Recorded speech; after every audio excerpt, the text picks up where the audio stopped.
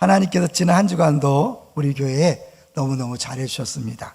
가장 먼저 1~3단계 5주 강의가 끝나고 금토 내적 치유 수양의 은혜 중에 마침으로 1~3단계가 마쳤습니다. 이제 오늘부터 또 2~4단계를 신청받으니까요, 지원해 주시고 기도해 주시고 섬겨 주신 모든 분들에게 감사를 드립니다. 두 번째로는 우리 광고에 나간 것처럼 몇 년 만에 효도 관광이 다시 진행할 수 있게 됐습니다. 제가 광고를 보면서 우리 마지막 갔던 효도 관광이 생각이 났어요. 그러면서 그때 봤던 얼굴들이 떠올랐는데 행복한 우리 어르신들의 얼굴이 다시 한번 볼 수 있게 되어서 감사합니다. 꼭 특별한 일 없으시면 다 참여하셔서 같이 행복한 교제를 모처럼 만에 마음껏 누리시기 바랍니다. 세 번째로는 이제 코로나19가 정리되면서 우리 현관 문 앞에 있던 것이 없어졌죠. 그러면서 사람도 하나 없어졌잖아요. 정봉신 집사님. 이 코로나19 동안은 새벽마다 와서 명단을 적고 안내하는 그 일을 마지막까지 충성다하고 정말 책임을 완수하고 마쳤어요. 앞으로 그 서 있다고 왜 서 있냐고 그러지 마세요. 제가 가능한 서 있으라고 그랬으니까. 그러면서 우리 교회가 이만큼 올 수 있었던 것이 저렇게 자기 자리를 잘 지킨 사람들이 있었기 때문이다. 이번 내치 때도요, 보면서 우리 교회 독자적으로 한 거잖아요. 늘 연합으로 하다가 어느 순간에 이렇게 우리가 독자적으로 내치를 하고 있구나. 그걸 섬기는 많은 분들이 있어서 여기까지 올 수 있었다 생각해서 보이는데 안 보이는 데서 자기 자리를 잘 지키신 모든 분들에게 이번 기회를 통해서 다시 한번 감사의 말씀을 전합니다. 자, 이제 오늘 제목하고 대지를 같이 보도록 하겠습니다. 들으시는 하나님, 큰 환난 히스기야의 기도입니다. 하나님이 들으신다 그럴 때 부담되나요? 좀 기대가 되나요? 우리 그 속담 한번 보고 지나갈까요? 낱말은 새가 듣고 반말은 지가 듣는다. 이제 이 속담을 생각하시면서 하나님이 밤낮으로 내 말을 듣고 있다. 내 기도를 듣고 있다 기억했으면 좋겠어요. 근데 하나님은 우리의 기도만 들으시는 게 아니라 우리를 비난하고 우리를 욕하고 우리를 힘들게 하는 사람들의 소리도 다 듣고 있다는 거죠. 오늘 본문이 그걸 이야기해요. 히스기야의 기도도 들으셨지만 히스기야를 조롱하고 하나님을 무시하는 교만한 사람들의 말도 하나님이 다 듣고 계시다. 저는 하필 이 시점에 이 본문을 우리에게 주셨을까? 그런 생각을 해보면서 꼭 필요하기 때문에 주셨겠다라는 생각이 들었어요. 그동안 여러 가지 고난, 그것도 주변 사람들의 비웃음과 조롱, 특별히 잘 나가는 믿지 않은 일가 친척들이 조롱하는 소리를 찾고 앉던 우리 성도님들이 오늘 설교를 듣고 위로받고 다시 한번 힘내시고 또 힘있게 신앙생활 하게 되시기를 주의 이름으로 축원합니다. 자, 이제 오늘 우리가 읽었던 본문인 일부분인데 원래 19장 전체가 하나의 작품이고 더 나아가서 18장, 19장 전체가 하나의 그런 통합된 작품이에요. 18장, 19장 전체를 통해서 주제를 하나 뽑으라면 누구의 말을 믿을 것인가? 누구를 신뢰할 것인가? 그건 거예요. 그래서 우리가 보통 쩐의 전쟁이라는 거 많이 들어봤죠. 돈 전쟁. 그런데 오늘 본문은 뭐냐면 말의 전쟁이에요. 그 아수르 왕이 자기 신하를 통해서 한 말과 하나님이 이사야 선지자를 통해서 한 말, 두 말의 싸움이거든요. 이 말 중에 어떤 말을 내가 믿고 따라갈 것인가, 이것에 대해서 오늘 말씀하고 있는 거죠. 근데 사람들은 누구 말 따라하기가 쉬울까요? 하나님 말씀을 따라하는 게 쉽습니까? 아니면 세상 사람들이 말하는 것을 듣고 따라하기가 쉽습니까? 세상 사람들의 말 듣기가 쉬워요. 그래서 그게 에덴 동산에서 보였잖아요. 에덴 동산에서 아담과 하와가 누구 말을 들었어요? 하나님은 따먹지 말라 그랬는데 뱀이 따먹으면 하나님처럼 된다. 그 말을 듣고 속아 넘어갔잖아요. 그것이 계속되는 우리 인생 역사죠. 끊임없이 둘 중에 하나를 선택해야 되는데 우리 귀에는 하나님 말씀은 멀고 사람의 말은 가깝게 들리기 때문에 신앙생활이 어려울 수 있는 거죠. 자, 그런데 좁혀서 이 19장을 보면 듣는다는 단어가 계속 나와요. 그 전에 1절과 마지막 절을 한번 먼저 보겠습니다. 19장 1절을 보십시오. 1절과 마지막 절이 중요한데요. 1절 시작. 히스기야 왕이 듣고 그 옷을 찢고 굵은 배를 두르고 여호와의 전에 들어가서 네, 듣었다는 거죠. 그리고 중요한 건 여호와의 전에 들어갔다는 거예요. 자기를 조롱하고 비난하는 말을 듣고 좌절절망하는 게 아니라 그 말을 듣고 여호와의 전에 들어갔어요. 근데 마지막 절을 보십시오. 마지막 절을 보시면 또 한 사람이 등장합니다. 그렇게 히스기야를 조롱하고 하나님 욕하던 사람이 어떻게 됐는가? 37절 시작. 그가 그의 신 니속의 신전에서 경배할 때에 아드람멜렉과 사레셀이 그를 칼로 쳐 죽이고 아라랏 땅으로 그들이 도망하매 그 아들 압돈이 대신하여 왕이 되니라. 그렇게 하나님을 무시하고 히스기야를 조롱했던 그 사내립이 자기가 믿는 신전에 들어간 거예요. 결과는 죽임을 당했어요. 그것도 자기 아들들에게 죽임을 당합니다. 비교가 되나요? 히스기야는 조롱당하고 찌그러들 만한 그런 상황에서 하나님의 전에 들어가서 기도해서 구원받았고, 큰 소리 빵빵 치던 사내립은 자기가 믿는 신의 신전에 들어가서 경배하다가 아들들에 의해서 죽임을 당했습니다. 19장에서 보여주는 거죠. 우리들에게 지금 현재 많은 어려움과 고통이 있지만 결론은 해피엔딩이라는 것을 보여주고 있는 거죠. 자, 이제 히스기야가 어떤 어려움을 당했는지를 한번 보겠습니다. 첫 번째 대지가 큰 환란이잖아요. 이제 잠깐 지도를 먼저 보시면요. 지도를 먼저 보시면 아수르가 당시에 얼마나 큰 제국이었는가. 저 노란색이 다 아수르잖아요. 그러니까 전 세계를 지배하는 나라였어요. 그러면 유다는 얼마나인가? 보통 이스라엘 전체를 경상북도 아니면 강원도에 비합니다. 그러니까 전체가 경상북도 아니면 강원도예요. 그 중에 10지파는 북이스라엘인데 북이스라엘이 이미 멸망했어요. 남쪽 유다 하나만 딱 남은 거거든요. 그러니까 강원도 땅에 경상북도 땅에 10분의 9는 다 빼앗기고 나머지 10분의 1만 남아있는 상태예요. 그러니까 저 큰 대국하고 상대가 안 되는 거죠. 더구나 인구는 얼마인가? 우리가 거기 보면 2만 5천 명 정도다. 근데 갑자기 늘어나서 2만 5천 명이에요. 북이스라엘이 멸망하면서 피난민들이 들어왔기 때문에 2만 5천 명이 됐으니까 싸울 수 있는 군사는 몇 명 안 되는 거죠. 추정할 수 있는 게 뭐냐면 이 사내립이 조롱하는데 18장 23절로 한번 가볼 거예요. 18장 23절 같이 한번 읽어보겠습니다. 시작. 청하건대 이제 너는 너는 내 주 아수르 왕과 내기하라. 내가 만일 말을 탈 사람을 낼 수 있다면 나는 내게 말 2,000마리를 주리라. 네, 말 2,000마리 줘도 너희들 탈 사람이 없잖아. 그러니까 싸울 수 있는 병력이 별로 없다는 거죠. 물론 이건 과장되고 기죽이려고 하기 때문에 조금 더 심하다고 볼 수 있겠지만 그 정도로 싸울 수 있는 군대가 없는 거죠. 그러면 아수르 군대는 몇 명일까요? 우리가 추정할 수 있는 게 하룻밤에 죽은 숫자가 나와요. 우리 35절, 19장 35절로 가볼게요. 이거 나중에 또 얘기하겠지만 이 아수르 군대가 하룻밤에 몇 명이 죽었나 보겠습니다. 35절 시작. 이 밤에 여호와의 사자가 나와서 아수르 진영에서 군사 18만 5천 명을 친지라. 아침에 일찍 일어나 보니 다 송장이 되었더라. 하룻밤 사이에 18만 5천 명인데 전멸한 게 아니라 또 남았어요. 그러니까 최소한 20만 명이 있었을 거라고 상상하는 거죠. 20만 대 2만 5천인데 20만은 군사들이죠. 전쟁터에 나왔는데 구경꾼이 아니잖아요.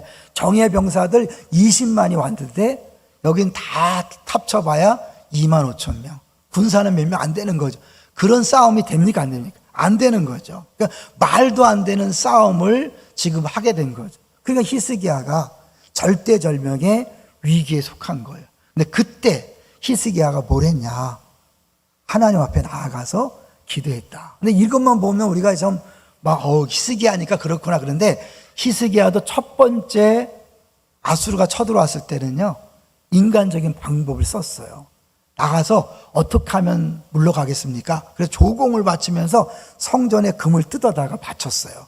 근데 이 아수르 왕이 그걸로 만족하지 않는 거죠. 왜냐하면 이 아수르 왕은 돈이 문제가 아니라 유다를 정복하고 더 나가서 이 에집트까지, 애굽까지 다 먹어버리려는 그런 마음이 있었기 때문에 그 돈에 이렇게 해결되는 게 아니죠. 그때서야 히스기야가 이게 아니구나. 하나님과의 관계에서 해결해야겠다. 우리에게 주는 메시지예요. 우리가 지금 많이 힘든데 사람들은 처음부터 기도하지 않습니다. 대부분의 사람들이 내 방법으로 어떻게 하든지 해결해 보려고 애를 쓰는 거예요. 그러다가 그것이 안 될 때 어쩔 수 없이 주 앞에 나오는 거예요. 히스기야 그런 모습이에요. 여러분 애 많이 쓰셨죠? 고생 많이 했죠? 이제 포기하고 하나님 앞에 나오셔야 합니다. 계속 그 방법을 쓰면 쓸수록 고통의 기간은 길어지고 나도 힘들고 괜히 돈 다 버리고 건강 잃어버리고 가족관계 다 깨집니다. 빨리 주 앞에 엎드리십시오. 할렐루야. 이제 히스기야 그런 거예요. 우리랑 별 차이가 없는 거예요. 근데 와서 제일 먼저 이제 하나님 성전에 들어가서 자기 혼자 기도하는 게 아니라 선지자 이사야에게 사람을 보내요. 보내갖고 뭘 얘기하냐면 당신의 하나님이 저 사내립이 하는 아주 방자한 말을 들었을 텐데 하나님이 역사하시도록 기도해 주십시오. 그런 거죠. 우리 잠깐 볼게요. 우리 19장 4절을 보십시오. 4절을 보시면 이제 이사야에게 사람들을 보내서 이 말을 하는 거예요. 4절 같이 읽습니다. 시작. 랍사게가 그의 주 아수르 왕이 보냄을 받고 와서 살아계신 하나님을 비방하였으니 당신의 하나님 여호와께서 혹시 그의 말을 들으셨을지라 당신의 하나님 여호와께서 그 들으신 말 때문에 꾸짖으시다니 당신은 남아있는 자들을 위하여 기도하소서 하더이다. 하나님 다 들으셨을 테니까 당신 기도해 주십시오. 여기서 잠깐 빨리 한번 보고 할 거니 19장 안에 듣는다는 단어가 얼마나 많이 등장하는지를 빨리 한번 볼 거예요. 요거 한 사람이 찾아줬는데 1절에 나오죠. 4절에 2번 나옵니다. 6절에 나오고 7절에 나오고 8절에 나오고 또 다음 페이지 보세요. 9절에 나오고 11절에 나오고 16절에 2번 나오고 20절, 25절, 28절 계속해서 우리의 신앙생활은 들려오는 소리 하나님의 음성을 들을 것인가 세상 말을 들을 것인가. 근데 이 세상 말이요 그냥 딱 들었을 때 아이고 웃기고 있네 이런 게 아니라 우리가 반박할 수 없는 굉장히 논리적이라는 거예요. 이거를 어디서 우리가 볼 수 있냐면 여러분 안 믿는 일가 친척 중에 잘 나가는 사람들이 있죠. 명절 때 만나면 뭐라고 합니까? 너 신앙생활 그렇게 오래 했는데 니네 집에 잘 된 게 뭐 있냐? 이 말에 꼼짝 못하죠. 널 봐라. 네 자녀들 봐라. 네 직장 사업장 봐라. 우리가 할 말이 없잖아요. 이제 그런 거예요. 이 아수르 왕이 야 여태까지 된 일을 봐라. 그 어느 나라 신이 어느 나라 왕이 나를 이겼냐. 다 졌잖아. 모든 신이 다 내 앞에 무릎 꿇었잖아. 그렇기 때문에 네가 믿는 하나님도 나한테 굴복할 거야. 그러면 어떻게 해요? 그 하나님이 세다고? 야 센데 여태까지 뭐 했대? 이런 거잖아요. 북이스라엘이 멸망할 동안 하나님 뭐 했대?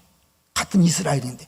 그리고 너희들 지금 이렇게 쪼그라들고 예루살렘 하나 남았는데 하나님 살아계시다면 벌써 역사했지 뭐 하는 거야? 이 말에 할 말이 없는 거예요. 그러니까 우리들의 현실이죠. 신앙 현실, 예수 믿는다고 잘 나가니까 야 날 봐라 예수 믿어라 이런 경우 많지 않아요. 그렇죠? 옛날 막 그때는 그렇게 많이 했지만 하나님 원래 그렇게 일하지 않아요. 하나님을 잘 믿는 히스기야에게 이런 어마어마한 절대절명의 위기를 줬다는 건 뭐냐면 하나님이 이런 식으로 일한다는 거예요. 그리고 마지막에 반전하고 역전을 시킨다는 거예요. 그러니까 어려워요. 끝까지 버티기 어려운 거예요. 자 여기서요 히스기야가 신앙생활을 엉터리 했다면 죄 때문에 고난받는 거야 그럴 수 있겠지만 히스기야는 신앙생활을 너무너무 잘했어요. 한번 보여주세요. 그 아버지 때는요 완전히 우상 숭배에 찌들었어요. 아버지 때. 이 아버지가 아하스인데 자기가 보니까 외국이 더 세. 그리고 보니까 외국이 센 이유는 그들이 믿는 신이 세기 때문이다 이렇게 생각한 거예요. 그래갖고 막 우상을 섬기는 거예요. 심지어 성전 문을 닫았어요. 근데 그 아들인 히스기야는 이건 아니다 싶어서 즉위하자마자 성전 정화한 거예요. 성전 문을 연 거예요. 예배를 회복하고 우상 탑회했어. 자, 이쯤 되면 어떻게 돼요? 하나님이 오셔서 역사해야 되지 않나. 감히 적이 쳐들어오지 못하고 하나님 막아주고 나라가 점점 더 부강해져야 되잖아요. 그런데 현실이 그렇지 않은 거죠. 우리들이 힘든 게 그거잖아요. 내가 하나님 평생 충성했는데 언제까지 이렇게 가난해야 합니까?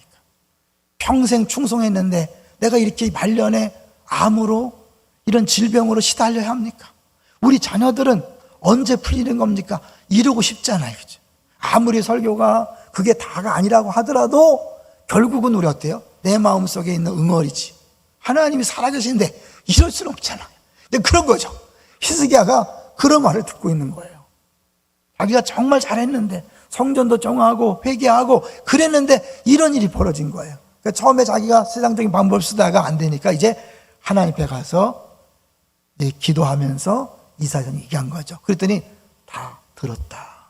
저가 돌아가서 죽게 될 것이다 라고 했는데 끝난 게 아니에요. 그 말은 했지만 또 왔네. 또 와서 이제 어떻게 해요? 편지를 아주 장황하게 쫙 쓴 거예요. 자, 그 내용을 한번 이제 그 18장부터 계속되는 이 아수르 왕의 비난을 한번 정리해 봤어요. 빨리 한번 보여주세요. 싸울 계략과 용병이 있다는 건 말뿐이지 상한 갈대 지팡이 같은 애굽을 의지하면 손만 다친다. 너희가 의지하는 여호와는 예루살렘만 계시냐? 뭐예요? 북이스라엘 다 멸망하고 하나님 백성이라며 다 멸망하고 이제 성 하나 남은 거예요. 말을 탈 수 있는 사람 있냐? 2,000마리 줄게. 우리 중에 작은 지휘관 한 명이라도 이길 수 있겠냐? 내가 너희를 쳐서 멸하러 온 것이 여호와의 뜻이. 이게 무서운 거예요. 하나님 뜻인지도 몰라. 내가 너 히스기야에게 속지 마라. 그가 너희를 구원치 못한다. 히스기야 빵빵 소리치지만 믿지 마라. 이게 사실은요, 좀 놔두세요. 아수르가 실제로는 이 애굽과 붙으려고 하거든요. 근데 그 당시 애굽이 이디오피아 구수에게 점령을 당해서 구수가 지배했던 때예요. 그래서 여기 보면 구수 왕하고 싸운다 그랬죠. 이게 이제 핵심 싸움이기 때문에 유다는 피 흘리지 않고 말로 기죽여서 항복을 받아내므로 말미암아 전력을 쏟고 싶은 거 이해되시죠? 그러니까 말로 계속 죽이는 거예요. 완전히 기죽이는 거예요. 그러면서 막 뒤집어 놓는 거죠. 그런 거기 때문에 아주 하고 싶은 말 다 하는 거죠. 여호와께서 건지신다 말해도 속지 말고 항복해라. 히스기야만 거론한 게 아니라 하나님도 우습게 부른 거죠. 여기보다 더 좋은 지방으로 옮겨주겠다. 지금 우리가 우크라이나 사태를 보는데 그 러시아가 그 강대국이 쳐들어와서 막 퍼붓잖아요. 항복해라. 우리 안 한다. 나름대로 이런 유럽이나 미국의 도움을 바라지만 이때는요 아무도 도와줄 힘이 없는 거예요. 그러니까 이제 그 20만 앞에 몇 명 안 되는 그분이 가가지고 완전히 시간만 지나면 꼼짝 못하고 다 당할 텐데, 야 끝까지 저항하면 싹 죽여버릴 거야. 근데 항복하면 살 길을 열어줄게. 그럼 어떻게 해야 되겠어요? 살 길을 찾아야 되지 않을까요? 이게 신앙생활의 끝없는 싸움인 거죠. 네가 죽고자 하면 살고 살고자 하면 죽으리라. 이순신 장군의 말이 아니라 예수님께서 하신 말씀입니다. 매 순간마다 자기를 부인하고 십자가를 진다는 건 뭐냐면 매 순간 죽을 길을 택하는 거예요. 좁은 길을 택하는 거예요. 망하는 길을 택하는 거예요. 세상 사람 볼 때는 이런 미련한 짓이 있나, 바보 같은 짓이 있나, 야 하나님 때려쳐, 교회 그만두고 살 길 찾아. 저희 아버지가 병들어서 이제 계셨을 땐 우리 외삼촌이 아무 소리 안 했어요. 안 믿는 외삼촌이. 우리 아버지가 딱 돌아가시니까 우리 엄마에게 딱 남매거든요. 이제 자네도 교회 그만 나가게. 아버지가 병들어 계실 때는 그래도 혹시 하나님이 도와줘서 그 살려줄까 했는데 돌아가시니까 이제 교회 그만 나가게. 근데 우리 어머니 하나님 붙으셔서 교회를 계속 나가셨어요. 이런 거예요. 이제 그렇게 오랫동안 예수 믿었잖아. 기도했잖아. 하나님 믿었는데 안 되잖아. 이제 그만두고 포기하고 굿하자. 우리 이번에 직분자 훈련 받을 때 간증도 많이 있었잖아요. 나름대로 주변에서 야 이제 하나님 포기해. 차라리 굿하자. 무당 찾아가자. 이런다는 거잖아요. 그게 세상 소리예요. 우리 주변에서 끊임없는 그런 도전을 하는 거예요. 이 사내립이 그렇게 한 거죠. 포기해. 살 길 열어줄게. 그런데 히스기야는 어떻게 해요? 이제 그 편지를 받아들고 하나님 앞에 나아가는 거죠. 왜 나간 거예요? 하나님, 이건 내가 해결할 문제가 아니라 하나님 당신의 이름이 걸린 것이고 당신의 영광이 걸린 거니까 당신이 해결하십시오 하는 거예요. 여러분, 우리는 다 예수 믿는 사람은요, 누구 이름이 걸린 사람이죠? 다 예수 이름이 걸린 사람이에요. 하나님의 자녀들이 하나님 이름이 걸렸기 때문에, 하나님의 명예 걸렸기 때문에 여러분의 문제는 여러분의 문제가 아니라 누구의 문제라고요? 하나님의 문제예요. 근데 그걸 내가 해결하려고 하니까 나도 힘들고 해결도 안 되는 거예요. 빨리 하나님 앞에 나가십시오. 이 편지를 드러낸 것, 보인 것처럼 하나님, 지금 이런 상황, 일가친척이 나를 조롱하고 믿지 않는 사람들이 나를 창피를 주고 무시하는데 이거는 내 망신이 아니라 하나님 망신 아닙니까? 하나님이 책임지십시오 라고 하는 거예요. 그러면서 이 히스기야가 기도한 내용이 나와요. 뭘 기도한 거예요? 우리 16절에 보면 귀를 기울여 들으소서, 살아계신 하나님 비방하는 그분의 말을 들으시옵소서. 그리고 나서 17절 18절을 같이 읽어보겠습니다. 17절 18절 시작. 여호와여, 아수르 여러 왕이 과연 여러 민족과 그들의 땅을 황폐하게 하고 또 그들의 신들을 불에 던졌사오니 이는 그들이 신이 아니요 아니요 사람의 손으로 만든 것 곧 나무와 돌뿐이므로 멸하였나이다. 그래요. 아수르가 다 점령했어요. 근데 아수르가 점령한 그 나라의 신들은 진짜 신이 아니라 다 우상이기 때문에 진 것 당연해요. 그가 논리로 갖고 온 것을 어떻게 인정하지만, 그러나 그들은 가짜기 때문에 그래. 그러나 하나님 당신은 살아계신 분이기 때문에 우리를 도울 수 있습니다. 우리를 구원할 수 있습니다. 해결할 수 있습니다. 그게 19절이에요. 19장 19절 외기도 좋죠. 19예요. 시작. 우리 하나님 여호와여, 원하건대 이제 우리를 손에서 구원하옵소서. 그리하시면 천하만국이 주 여호와가 홀로 하나님이신 줄 알리다 하니라. 그 하나님이 진짜 신이시니까 구원해 주십시오. 그리고 하나님이 진짜 살아계심을 만방하게 보여주십시오. 하나님이 이 기도를 듣기를 원하시는 거예요. 하나님은 우리를 때로는 너무 험한 것, 너무 위험한 것, 도저히 이제 소망이 없는, 희망이 없는 상황으로 몰고 가셔요. 히스기야처럼. 근데 그때 믿음을 갖고 주 앞에 나와 하나님 얼굴을 구하며 하나님이 하십시오 라고 기도하는 사람의 기도를 통하여 일하시는 분이라는 것을 보여주는 거예요. 근데 우리가 기도할 때요, 제가 목회해 보면 성도들이 계산을 해요. 요건 기도해서 해결될 수 있겠다 싶으면 열심히 기도해요. 근데 자기가 생각하는 선을 넘어가잖아요. 그러면 기도 안 해요. 기도해도 소용없다. 여러분, 기도해도 소용없다가 아니에요.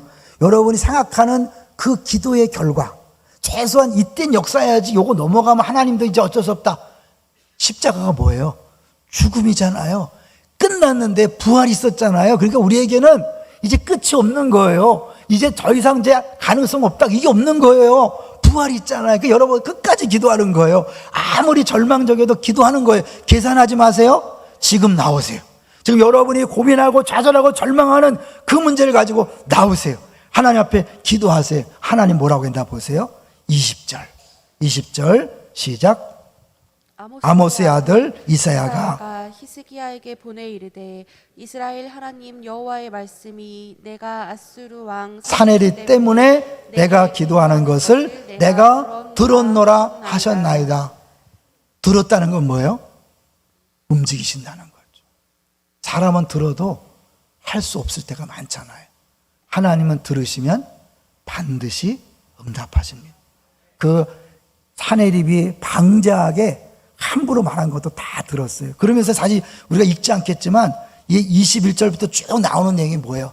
네가 큰 소리 빵빵 쳤는데 그 시기가, 야 이놈아, 그게 네가 한 줄 아느냐? 내 계획 속에 다 들어있던 거야. 내가 한 거야. 네가 한 게 아니야 이놈아. 이렇게 하는 거예요. 그러면서 이제 너 이제 끝났어. 그러면서 28절에 내 귀에 들렸기 때문에, 네 교만한 말이 들렸기 때문에, 그러므로 내가 갈고리를 꿰서 너를 다시 네 나라로 끌고 갈 것이며 넌 거기서 죽게 될 것이다. 그리고 실제로 하나님이 징조라는 단어에 기억하셔야 돼요. 징조를 보여주겠다. 그리고 나서 여호와 열심히 이루실 것이다. 어떻게 됐어요? 볼까요? 이 35절. 제가 일단 이 말씀을 묵상하고 새벽에도 전하고 또 방송에도 했는데 신나는 말씀이 35절. 우리 다 같이 큰 목소리 한번 읽어보죠. 시작. 이 밤에 여호와의 사자가 나와서 아수르 진영에서 군사 18만 5천 명을 친지라 아침에 일찍 일어나 보니 다 송장이 되었더라. 여호와의 사자들도 아니고 여호와의 사자. 단수의 단수.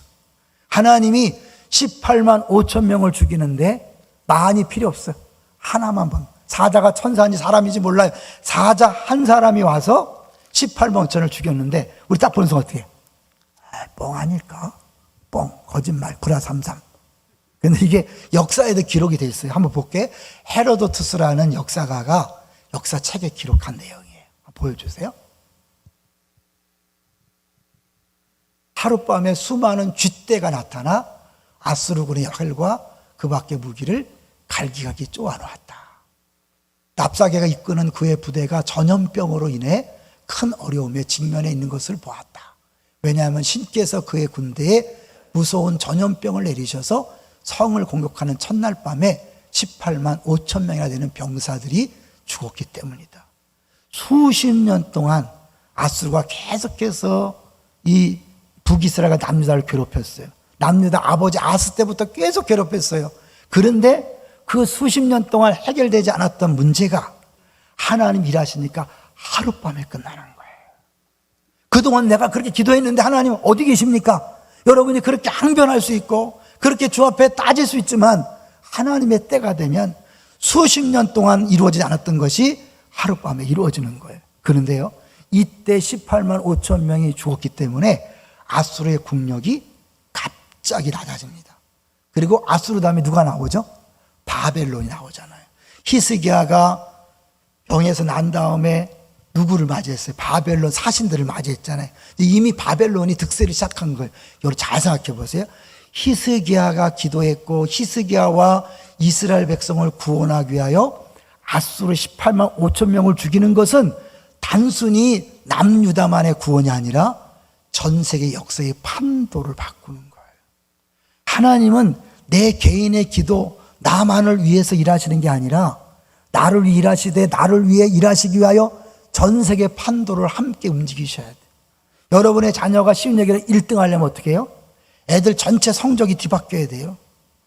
여러분의 남편이 사장이 되려면 사장이 잘리고 전 직원이 요동을 해야 된단 말이에요. 그러니까 우리는 단순히 막 내 남편, 내 자녀, 막 내 문제 빨리 해결해 주세요. 그 문제를 해결하기 위해서 하나님은 계속해서 일하고 계시는 거예요. 지금도요. 하나님이 때가 되면 전판을 뒤집어 엎는 거예요. 아수르가 멸망하고 바벨론이 등장하는 그 역사가 시작되는 거예요. 그러니까 우리는 지금 급해갖고 주님 뭐합니까? 내가 이렇게 기도했는데 열심히 신앙사는데 뭡니까? 하나님 안 믿겠습니다. 이렇게 시험 들잖아요. 아닌 거예요. 기다리세요. 주님이 하시는 거예요. 여기서 이제 징조라 그랬잖아요. 징조. 징조는 결국 예수 그리스도의 그 뭔가 구원에 대한 표징이에요. 이스라엘 남유다를 구원하기 위해서 하나님이 하신 일이 뭐죠? 아수르군은 18만 5천 명을 죽였어요. 근데 그걸 왜 했냐면 34절을 보시면 내가 나와 하나님의 이름 때문에 영광 때문에 나의 종 다윗을 위하여 다윗과 언약한 약속 때문에 이 성을 보호하여 구원한다. 이 구원이란 개념으로 십자가로 가볼게요. 18만 5천 명이 죽음으로 남유다가 구원받았어요. 하나님은 우리를 구원하기 위해서 예수 그리스도를 십자가에 못 박혀 죽게 했어요. 왜냐하면 그래야 죄로부터 구원이 이루어지니까. 그리고 예수님이 죽으시고 부활하심으로 말미암아 이제 우리가 예수를 믿는다는 건 예수님과 연합된 거예요. 내가 하나님의 자녀가 된 거예요. 우리 한 사람 한 사람이 누구 이름이 걸린 거예요? 하나님 이름이 걸린 거예요. 예수와 연합했기 때문에 내가 아니라 예수의 삶을 살아가는 거예요. 그러면 하나님은 우리의 기도를 들으실까요? 안 들으실까요? 100% 들으시죠. 이거에 더 확실한 증거는 뭐냐면 예수님이 십자가에 죽으실 때 겟세마네 동산에서 기도했어요. 할 수만 있거든 이 잔을 옮기시옵소서. 들어주셨어요? 안 들어주셨어요? 응답 안 했어요. 예수님 뜻대로 안 됐어요. 결국 십자가 졌지요. 십자가 위에서 엘리 엘리 라마 사박다니 나의 하나님 어찌하여 나를 버리셨나이까 울부짖는데 하나님이 침묵하셨어요. 안 들으신 것처럼 외면하셨어요. 왜 그럴까요? 그렇게 주님 기도에 응답하지 않고 주님을 외면하고 주님을 버려야 우리를 아들로 삼을 수 있고 우리의 죄 문제를 해결할 수 있기 때문에 그래요. 할렐루야. 십자가는 그가 채찍에 맞음으로 우리가 구원을 받은 것이고, 그가 버림을 받음으로 우리가 받아들임을 당한 것이고, 그가 상처 입음으로 우리가 나음을 입은 거예요. 예수님 십자가 때문에 우리는 가난이 부로, 상처가 건강으로, 우리의 약함이 강함으로 변화되는 줄로 믿습니다. 그래서 이제 우리가 기도하면 100% 응답되는 게 뭐냐면, 그분이 거절당했기 때문에, 그분이 응답받지 못했기 때문에 예수 이름으로 구하기만 하면 다 되는 거예요. 왜요? 우리가 기도했는데 하나님이 야, 네 꼬라지 마라. 그렇게 엉터리 짓을 하고 그렇게 죄를 짓고 무슨 기도하냐? 그때마다 내가 대신 죽었습니다. 예수 이름으로 기도한다는 건 뭐예요? 내 행위나 공로가 아니라 우리가 아무리 죄를 짓었어도 주 앞에 주님 살려주세요. 네가 한 일 있잖아. 그때 예수님이 내가 죽었습니다. 예수 이름으로 기도하는 거예요. 그래서 누구든지 기도하면 하나님은 응답하십니다. 할렐루야. 여러분 두려워하지 말고 염려하지 말고 내 생활을 돌이켜보면서 내가 이 상태로 어떻게 기도합니까? 아니에요. 여러분 죽게 되었을 때 무릎 꿇고 기도하셔야 돼요. 새벽에 나오셔야 돼요. 또 우리 한몸 기도에 나오셔서 기도하셔야 돼요. 기도 부탁하세요. 하나님이 여러분의 문제를 해결해 주실 것입니다. 이제 4W를 하면서 제가 썼어요. 여러분은 혹시 이렇게 하나 앞에 기도해서 응답받은 적이 있습니까? 나누라고 썼는데 제가 말씀을 준비하면서 어떤 것을 들까? 우리가 여기 지금 예배 드리는데 기쁨의 동산교회 분립 개척한 것이 정말 기적 중에 기적인 거예요. 들은 분들 많이 있지만 원래 시와 동산교회를 분립할 때는 그냥 한 교구를 딱 띄워줬어요. 그랬더니 일방적으로 띄워주니까 많은 성도들이 그 조상그 목사님 리더십에 받아들이지 못하고 다 거의 돌아왔어요. 그 사이에 너무 힘들었기 때문에 조 목사님이요 금식기도 40일을 2번이나 하셨어요. 그 정도로 많은 고통이 있고 아픔이 있기 때문에 동산교회에서 이런 식으로 안 되겠다. 그래서 먼저 사람들이 자원해서 따라가도록 하자. 이 고잔동 건물에서 제가 한 달에 2번씩 설교를 했어요. 왜냐하면 김광희 목사의 설교를 들으면서 마음에 들거나 저 사람과 함께 목회하겠다 그런 사람만 남아라 하고 제가 한 달에 2번씩 했어요. 몇 년을 했거든요. 근데 정작 2006년이 되었을 때 아무런 일을 하지 않았어요. 장로님들은 그랬어요. 앞으로 5년 동안 말도 꺼내지 말자. 왜냐하면 교회 새롭게 건축할 때 200억을 빚졌는데 여기 만약에 띄워주면 성도들이 최소한 많이 남을 것이다. 그러면 헌금이 더 들어와야 되는데 덜 들어오고 인원이 줄면 문제다. 그래서 하지 말자 그랬어요. 아무도 얘기 안 했어요. 제가 좀 섭섭했어요. 담임 목사님도 아무 얘기 안 하고 교육자들도 아무 얘기 안 하고 장로님도 성도들 다 꿀먹은 벙어리처럼 당연히 하지 말자. 왜냐면 누가 봐도 이거는 손해고 교회가 안 되니까. 제가 담임 목사님 찾아가서 한 번도 얘기하지 않았어요. 장로님들 한 번도 누구한테 얘기 안 했어요. 교육자들한테 얘기 안 했어요. 제가 혼자 기도했어요. 하나님, 제가 죄 때문에 안 됩니까? 죄를 막 긁어내서 바닥같이 긁어내서 얘기했어요. 그래도 안 되더라고요. 그래서 하나님 기도량이 부족합니까? 정말 나름대로 최선을 기도했는데 그래도 안 되더라고요. 마지막에 제가 한 게 우리 동기생들 같이 졸업한 동기생들한테 내 머리 안수 좀 해달라. 이건 보통 일이 아니에요, 여러분. 동기생들한테 안수해달라. 제가 거기까지 간 거예요. 근데 하나님이 8월 첫째 주에 갑자기 김인중 목사님이 임시당회를 선포한 거예요. 교인들 왜 모이는지 몰랐어요. 임시당회 선포했는데 그때 안건이 분립개척 안건이에요. 모든 장로님들이 반대했기 때문에 반대하려고 딱 모였는데 이제 목사님 막 울면서 막 또 얘기한 거예요. 울음에 약하잖아, 막 울음. 그래도 어떻게 김광희 목사 혼자에게 혜택을 주냐? 그거를 어떻게 혼자에게 주냐? 그러니까 목사님이 그러면 투표하자. 정모시기, 조모시기가 있었어요. 그래서 저랑 셋이 투표합시다. 그랬더니 장로님들이 아니 후배들이 되면 가겠습니까? 목사님 하십시오. 그래갖고 결정이 된 거예요. 8월 마지막 주에 첫 예배 드렸어요. 유일하게 개척 멤버가 없는 교회입니다. 우리 교회가. 처음에 누구랑 개척을 같이 하자고 멤버가 없었어요. 그리고 분비 기도회가 없었던 교회. 하나님이 여기까지 인도하죠. 여러분, 이 교회 건물에 드나들 때마다 이것이 기적의 현장임을 기억하세요. 하나님이 일하시면 하나님의 때에 정확하게 하신다는 것을 날마다 여러분 확인하시고, 내 문제 아무것도 아니다. 하나님이 일하시면 당연히 풀어질 수 있다. 할렐루야. 다시 여러분, 이 코로나19가 풀려지는 이 시점에서 하나님 왜 이 메시지를 줬을까? 코로나19 풀렸지만 내 상황이 변한 건 없잖아요. 오히려 이 풀리는 게 무서운 분들도 있어요.